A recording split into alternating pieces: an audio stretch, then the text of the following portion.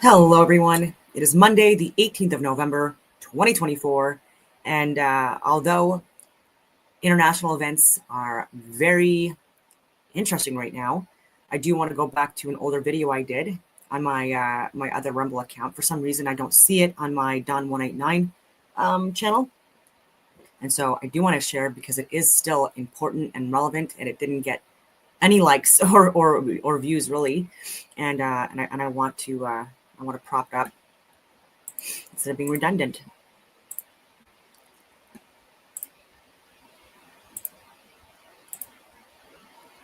This was posted over a year ago. Is correlated. So growing urbanization is another possible key driver of declining birth rates, characterized by smaller living spaces, increased focus on careers, and limited support networks. There's more to it than just that too. It's also when you're drinking water that's heavily fluoridated and there's hormones like the birth control pills that women are urinating out, or it's going into the water systems and stuff like that. And so even with the shower, like the water needs to be properly treated and filtered, and that because like that can also impact fertility. I'll share the screen that I'm looking at here. I'm just looking at like search results. I still have a strike on YouTube. So yeah. So even with Italy, I just searched declining birth rates, and so there's a whole bunch of different reasons why there's declining birth rates. Allegedly, too, like apparently in the last 3 months there have not been any births as well, which is significant. On the average now is just a little over 1 birth per woman, and or family, whatever you want to call it, which is also significant. Canada, by the way, is also struggling with this, which is why there's also been a huge push for immigration, but this is not the solution. And this is also something that is causing more of a problem, like the Hegelian dialect or Hegelian dialect. So like even with this, like we're seeing like around the world where there's already a shift in the populations, and looking like the forecasts will be that there's going to be a decline, including my country, Canada, and me also being responsible as someone who has wanted kids for many, many years, and still have not found. I'm still not married. Like I'm also like not directly advancing the civilization. I will argue though that by virtue of like the information I'm sharing, the communities that I'm in, and along these lines, this is how I'm assisting with like the next generation, is through like what I share online, whether it be controversial or not. It's still like necessary information to get out there. And I get so much hate online, and again, like it is what it is. So I will stop sharing this, and I will say that also when you have like an increase in fertility issues for several different reasons too, like obesity rates also, like and having like a population, especially with the younger generations, where there's more kids that are addicted to various different mechanisms. So it's not just drugs and alcohol. There's also porn addiction. There's gaming addictions. There's food addictions. There's even scrolling addictions on phones that children have, where like they're just constantly scrolling. And even sometimes I catch myself, I'm scrolling on friggin' Instagram, and I'm just like, what am I doing? And I literally have to like drop my phone and go for a walk or go work out, or call a family member. And I was gonna say that too. So at least I still have like a support network, and so that's also something that assists me to get this information out, and as clearly and concisely as a way that I can, and then also be able to like go head to head with people that are high-ranking government officials, you know what I mean, and speak out on what they're saying if it's completely incorrect. And for some reason that brings a lot of heat with that as well. but I'm literally coming from a good place.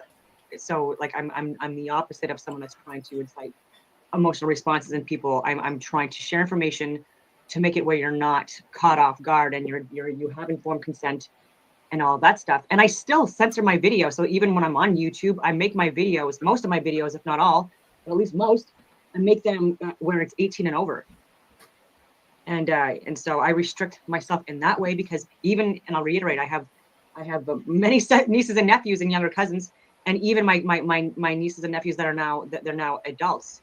It's only been like after they were adults that they would even be like listening to some of the conversations that I have on social media platforms, and they didn't have access to social media like a lot of other kids did, and it was controlled and supervised, which I also recommend.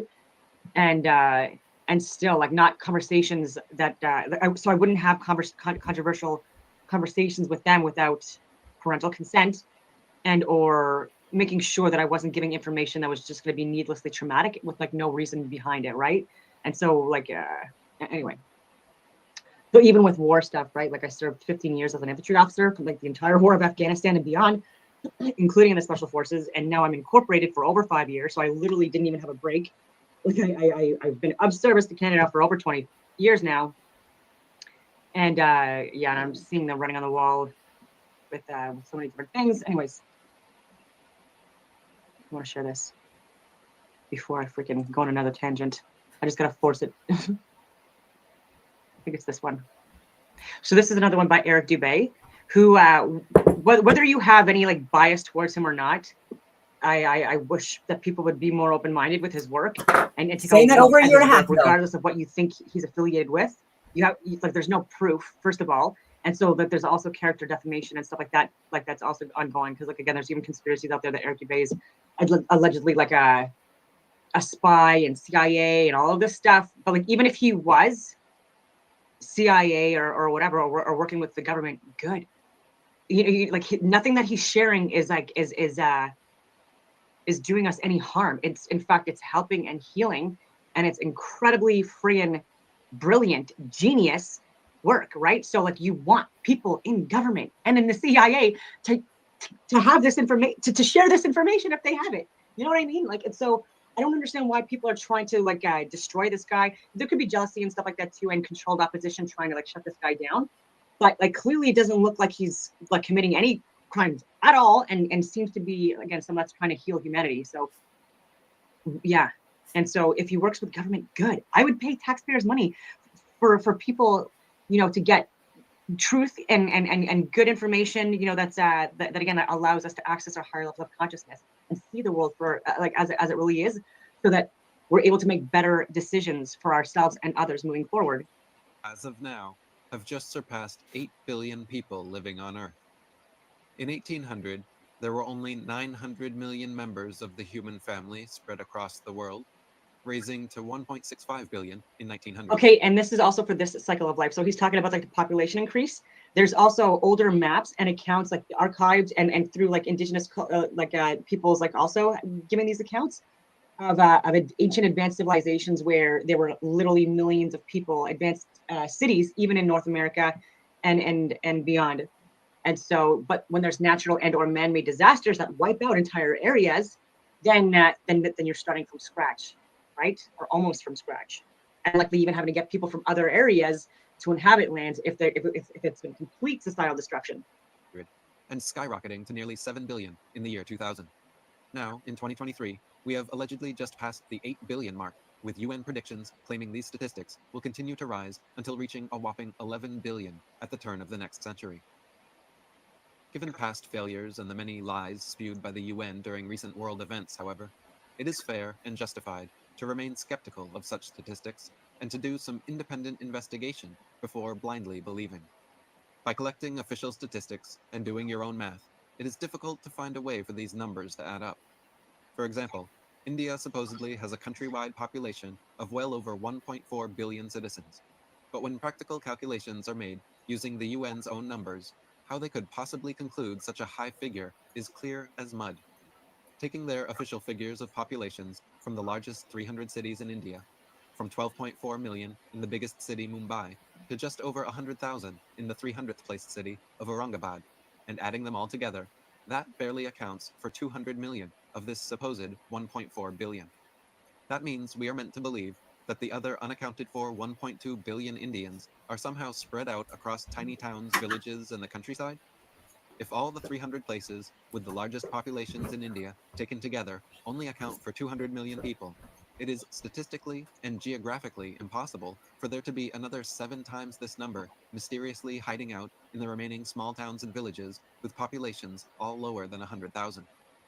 A similar situation occurs when adding up the official figures for the entire world's 300 most populated cities. Taking the UN's own official statistics from 24.1 million in the world's largest city of Shanghai, China, to only 361,000 people in the 300th largest city of Beirut, Lebanon, the combined figures only come out to approximately 1 billion people. Even after adding all the statistics calculated for surrounding metropolitan and suburban housing areas around each city, the total only amounts to around 1.5 billion. Where are these other alleged 6.5 billion people hiding?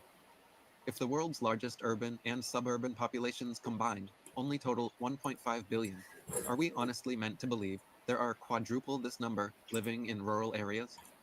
Being generous, independent analysts have estimated at most another billion people could possibly be spread out across the world's rural countrysides, still putting the actual number well below 3 billion. The likely reason for these exaggerated statistics is that governments are incentivized to lie about population figures in order to collect more money for social programs. Just like this Then, by carbon, raising population figures to shocking levels, just like carbon tax. This is a friggin' hoax. And even with carbon dioxide and shit like that, 0.04% of the atmosphere, by the way, has carbon in it. Okay, to be clear, carbon falls. It's a heavier friggin' molecule, whatever you want to call it. And also throughout history, there have been multiple periods where carbon has been at higher levels from what we can tell from like the scientific measuring devices we're using now. And this is where we thrived possibly as well. So trees also thriving, so plant life and animal life and other species thriving during these periods. And so who is saying that carbon dioxide is bad to begin with? And why is, and by the way, out of the 0.04% of carbon that's in the environment, guess how much of that is being impacted by humans and not by animals, not by volcanoes and other all of that stuff, ladies and gentlemen. So this is again another scam, just like with what they're calling fossil. 11%. I don't know if I mentioned it, but fuels what I call petroleum, which is Earth's second most abundant fluid in the world, and can be accessed by drilling very, very, very far underground in areas where there would be no life, whether it be land or sea or air, and sea levels rising. Like you go to like areas and harbors and ports, like that you've been to like your entire life, and you see that they're the same friggin' levels.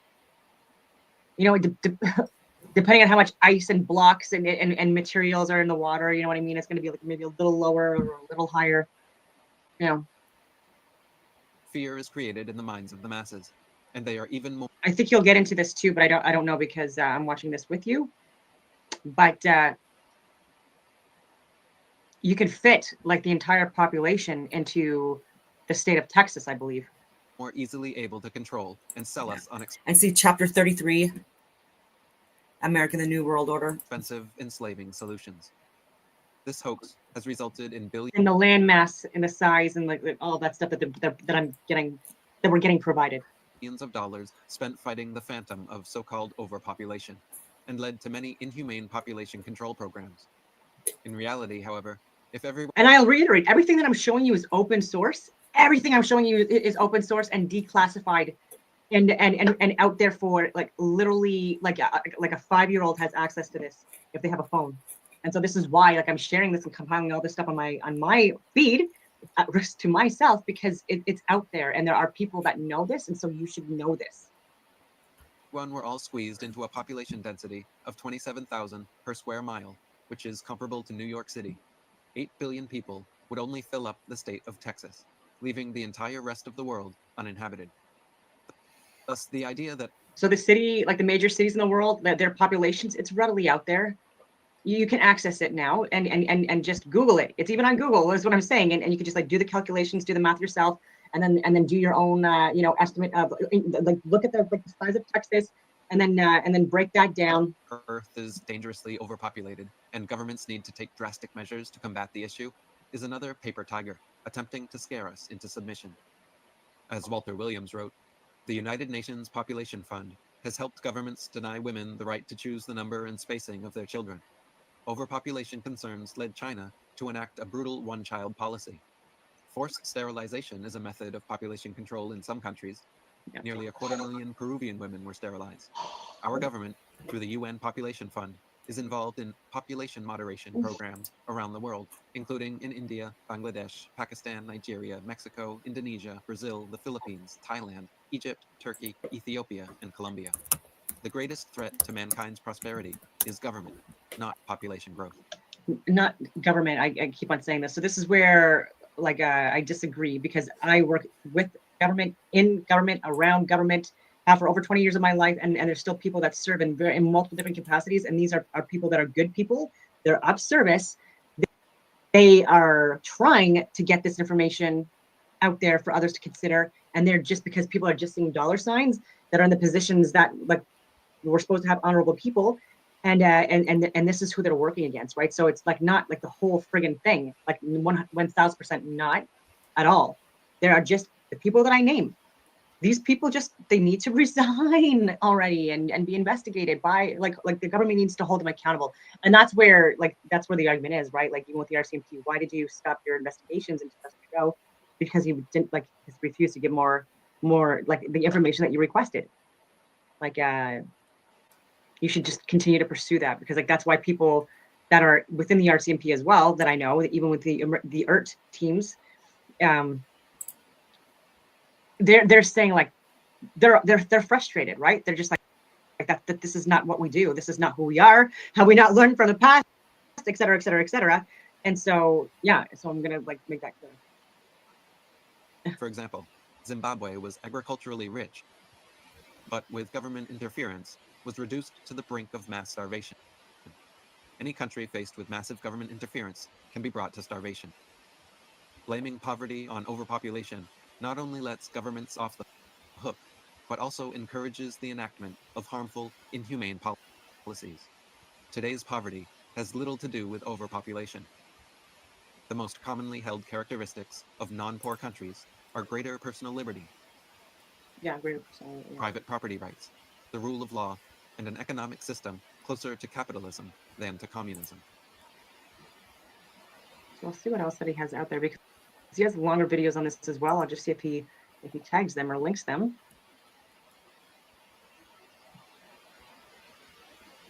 I'll go to his site and see if I can search it.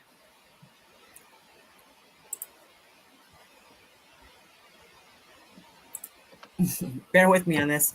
Yeah, this was posted over a year ago, and I was even saying then that that Eric Dubé, it would be nice if he would get along with people within the flat Earth community more, or at least collaborate with and get on some podcasts. I do have other interesting videos I wanted to share today, possibly, but I want to see. I don't remember, because again, I posted this over a year ago. I've posted a lot of videos since then, and I want to see what I come up with.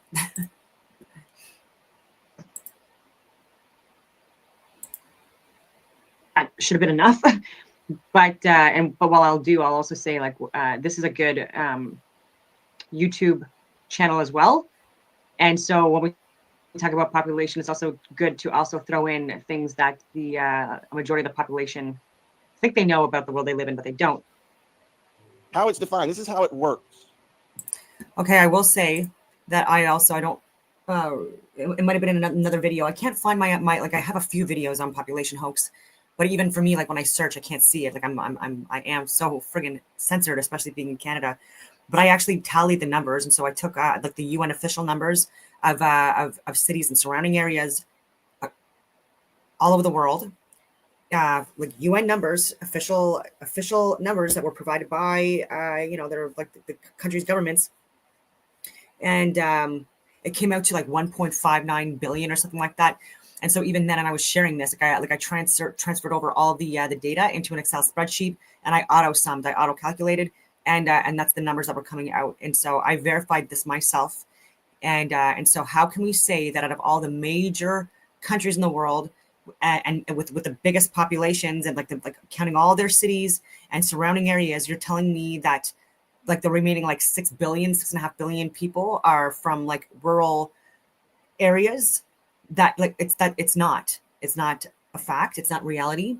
And like Eric Dubé was saying, like this is a way to like to further Like it's fear mongering, and it's most certainly not helping. So they're talking about the equations, and I mean, you want to talk about the calculus and trig this thing gets into. The equations are based on these airplanes flying over a non-rotating flat Earth. Question: why would this be in any technical manual of anybody if it doesn't exist? I mean, think about it. They claim the Coriolis effect, that snipers have to calculate the spinning of the Earth, the Coriolis effect. And they don't. And I was a combat support company 2IC in an infantry battalion that where I had reconnaissance, snipers, and signals within my company, and we did not factor in Coriolis effect. And I also, it was annulled, but I also married a sniper. I've done like a lot of firearms training, like authority to carry courses. I've taught these, instructed these. I updated these for the CFO in conjunction, obviously, with the company that I was working with. I just offered some assistance as well, and anyways, yeah, and multiple other things. But I'm going to stop it here. And then I just found something because even people like there's a lot of people that love Elon Musk, and so his father, he has also spoken and said that the overpopulation is not real, and has also brought very strong arguments for that as well. And so I'm very interested to see what his father also has to say, because they're from the same family. If we come to COVID, for example, we have a situation there where 99.8% of people who currently claim this virus, I'm certainly not injected for this, recover, which means it has a better recovery rate than flu, and yet those 7.5 billion people are being pushed to have the mRNA injection. So I don't find that very appealing. And then we are told, without any shame on the part of these foundations, and which include people like Bill Gates, that the world's population should be 500 million to be in link with nature, or in sync with nature, let's say. Well, the fact is that people may not know this, but if you take all the people of the world and put them, stand them side by side, and you could take a small hill in your area, in your vicinity, and everybody in the world would fit into that small, standing side by side, would fit into that small hill that is near where you live. Any small hill that you live nearby, the entire population of 7.5 billion people would fit into that hill. So that changes the sort of idea that the world is crawling with humans. In fact, the vast majority of places like the United States, which I've traveled through extensively, are empty. Internal China is empty. One cannot take areas that are densely populated and then say this is the world. That is not the world. The world is mostly unpopulated.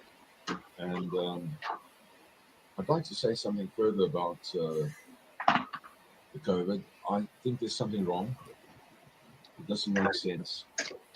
In 2020, on the 27th of March, Dr. Luc Montagnier, who was the discoverer of the HIV, it's a HIV virus, or human immunodeficiency virus, and for which he received the Nobel Prize, said that having looked at the virus, it contains strands of malaria. Also, like within Canada, like over 90% of Canada, like depending on the studies that you look at, all open source, 90% of Canada is uninhabited, and it's small clusters like that are close to the U.S. border is where we have like these clusters, like I mentioned, of populations. Area and strands of HIV. Now this is written down, it's on record, it can be sourced, you can find it, and it's out there for anybody to check. And so it's not news. I'm just repeating what I've seen myself and heard from them. And he said this could never have occurred in nature. So, what are we to believe? I would like to believe the authorities, but I'm inclined to think there's something wrong. And then what Dr. Montagnier also said about the that vaccine, he said that if you, in 2020, on the 27th of March, that if you inject people with mRNA, you will in fact cause a antibody deficiency to them. In other words, their immune system will be weakened if you give them the injection. And look what's been happening. And I've shared scientific studies that show this as well. And this is open source. There are people trying to get this information out, but there are legacy media outlets and then also mainstream media podcasters and YouTubers and people that are hosting these like big events, speaking events and stuff like that. They're funded by people that are profiting off of these misconceptions. They're not willing to speak out on this stuff because they're risking being deplatformed. But you know what? So am I. You know what I mean? Like, why are you like, especially with men? I'm just like, you're like, I'm risking mine, and you are still too like weak men create societies. So he said he's saying it. He's not deplatformed. Like has like lots of money, you know. And so, and Elon Musk has billions of dollars. So like, again, like you're censoring yourself, like if you don't just address things. And even with like, so again, like being anti-government is ridiculous. Honestly, it really is. Like they serve a purpose throughout, like I'm libertarian. So like, I do believe that like I'm more in the middle, but I'm more in the middle, like more left leaning, believe it or not, than even right leaning, shockingly enough. And then I'm also more like, again, like lower where I don't believe that the government should have as much control as they do. Within like innocent people's lives, right? And but there need to be there because there's always going to be predators or people that will exploit that are on the like the ends of the like the spectrum, whatever we want to call it. And we need to be defended from that as well, and also for for facilitation in various other areas as well. But again, more privatized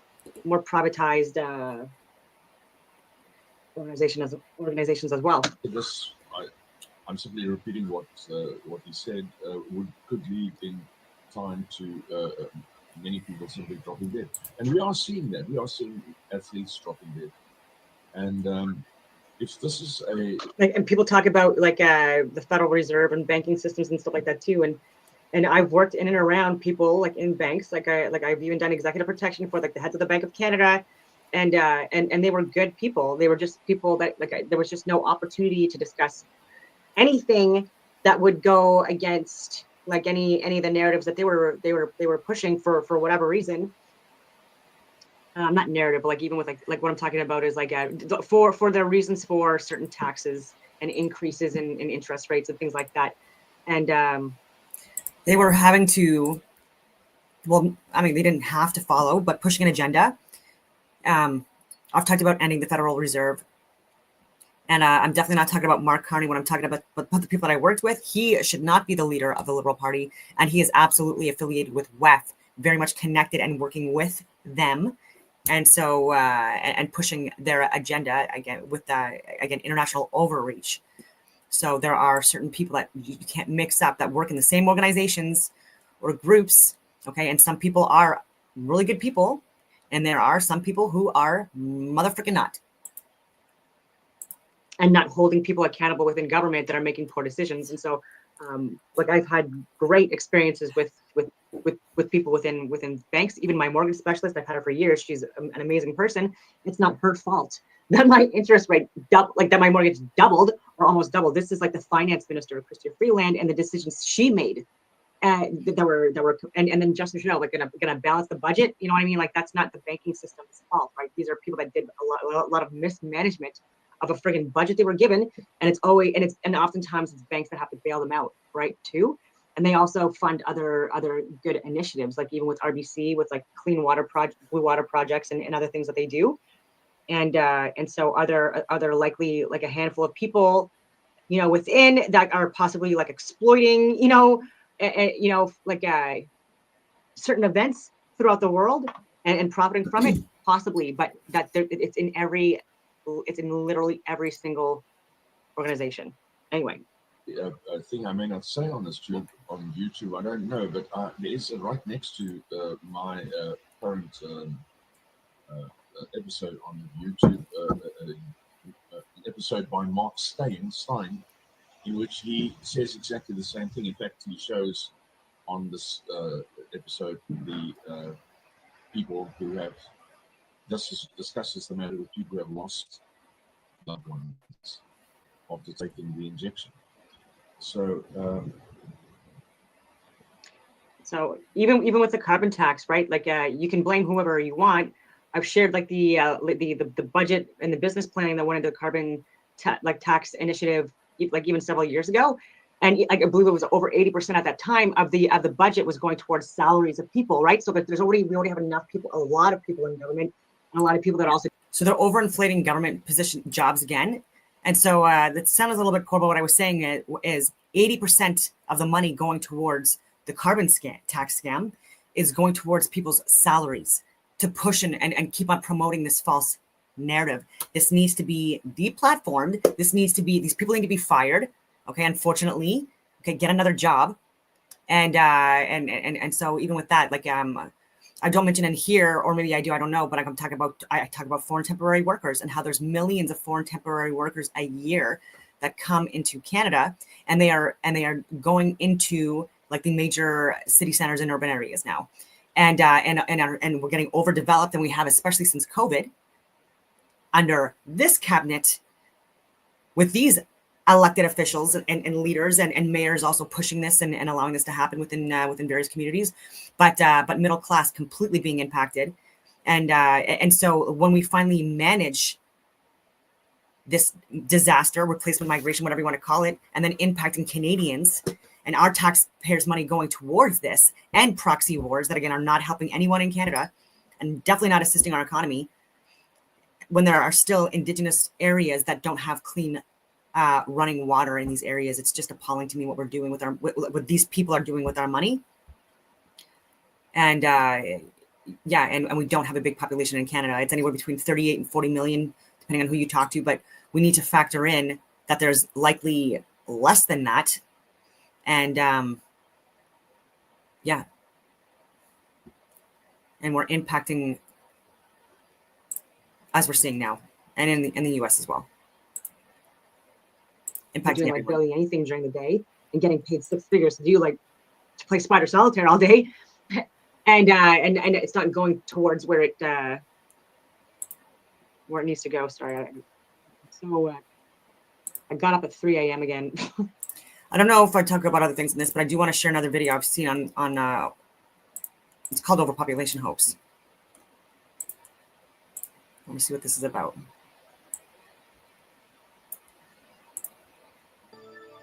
In my short video, Paradise Stolen, I used the analogy that for the money spent on the war in the past 10 years, we could have built a small home on a small plot of land in a small community for every family in America. A common argument against this idea is that there just isn't enough room in all of America to provide people with decent homes in decent communities. But this argument is baseless and the result of lies and propaganda. We were lied to convince us that there's so many people that we have to cram everyone into a high-density house. Yeah, and this is what I was trying to allude to as well. 98% of Canada is uninhabited, and the U.S. it's over 90% of the country is uninhabited, and even in China, I think it's 85% of the country is uninhabited, and look into India as well. And so people need to start living like we used to live when we were way more evolved and advanced, and working as a collective more efficiently, and get out and go back to the land, go back into rural areas, and and assist your communities that way, because we have so much space. Housing in high-density cities because there's not enough room on the planet. So let's dispose of this myth, the myth of overpopulation. The community portrayed in the video consists of 262 homes, but for our purposes, we'll round it off to 250 homes. If we assume an average of 3 people per family, or 1 home for every 3 people, that would mean about 750 people live there. Including parks and playgrounds, the whole community sits on 12 acres of land. Now let's take the US population of 320 million and divide them into communities of 750 people each, which gives us 426,666 villages. Each village sits on 12 acres, so multiply that by 12, equals 5,119,992 acres. Convert acres to square miles, and we have just under 8,000 square miles. That means we could fit everyone in America in a 1-story home with a front yard and a backyard, with plenty of parks and playgrounds and waterways for every 750 people, and it would all fit easily on the available landmass of the state of New Hampshire, and still have 1,000 square miles to spare. That could leave the entire rest of the country, including Alaska, without a single person living there. See now how ridiculous it is to think that the entire landmass of the U.S. cannot provide the needs and resources for a low-density population taking up less room than New Hampshire. But let's go further. Let's take the entire population of the planet, 7.3 billion people. We do the same math. 7.3 billion divided by 750 times 12 acres converted to square miles, and we have 180,000 square miles. That means we could fit everyone in the world.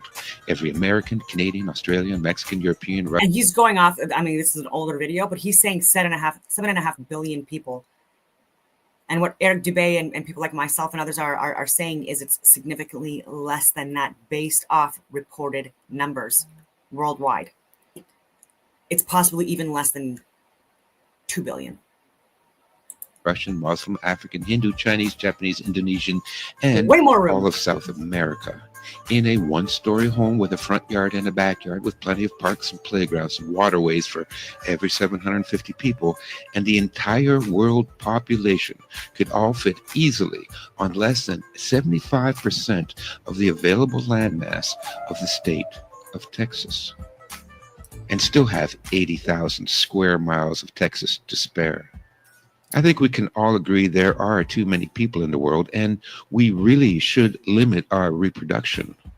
But too many people is not the reason that half the population of the world has to live in hunger and squalor, and the rest of us lives of desperation and alienation. So why are we being herded into these high-density megacities? We've already shown that it's not efficient, and we know that there's plenty of room for everyone. Well, the answer is that a few dozen psychopaths want us to tear each other to pieces so that we won't unite against our slave masters. We are part of a giant laboratory experiment, and each of us is just an expendable little white lab mouse. Don't believe me? Well, don't take my word for it. Let's go back 50 years and take a look at some experiments by a Dr. John Calhoun called Mouse Utopia. The work of Dr. John Calhoun at the National Institute of Health in Washington, D.C. has attempted to answer this question. In a unique experiment that took years to complete, Dr. Calhoun used white mice to study population growth and its effects on individual behavior. In this 16-cell mouse habitat, utopian conditions of nutrition, comfort, and housing were provided for a potential population of over 3,000 mice. Yet, in spite of ideal conditions, the mouse population met with catastrophe. The population of the mice doubled every 60 days. This was called the exploit period. The third period, consisting of 300 days, found the population of mice leveling off. This was called the equilibrium period. Dr. Calhoun noticed that the newer generations of young were inhibited. since most space was already socially defined. At this time, some unusual behavior became noticeable. Violence became prevalent. Excess males strived for acceptance, were rejected, and withdrew. Huddling together, they would exhibit brief flurries of violence among themselves. Other young mice growing into adulthood exhibited an even different type of behavior. Dr. Calhoun called these individuals the beautiful ones. Their time was devoted solely to grooming, eating, and sleeping.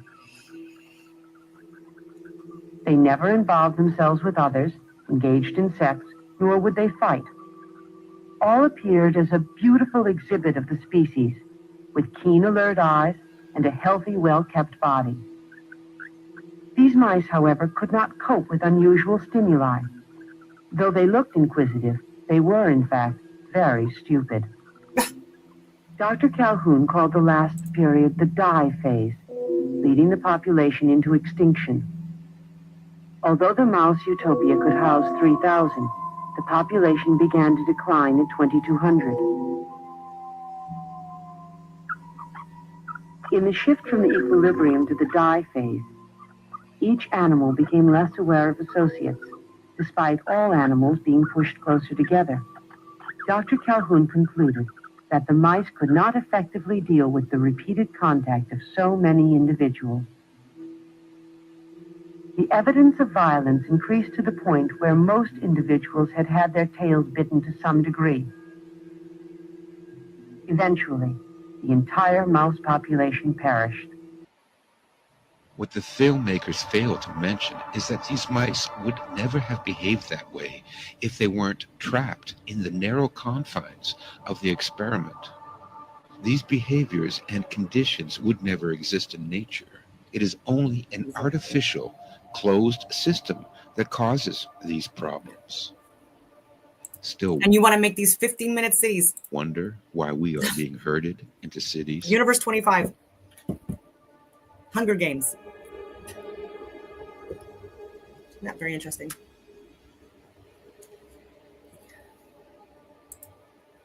Okay. I thought that was interesting. Anyway, on that note, I will leave it at that, and I hope that everyone has a wonderful rest of your day. Please like, share, and subscribe.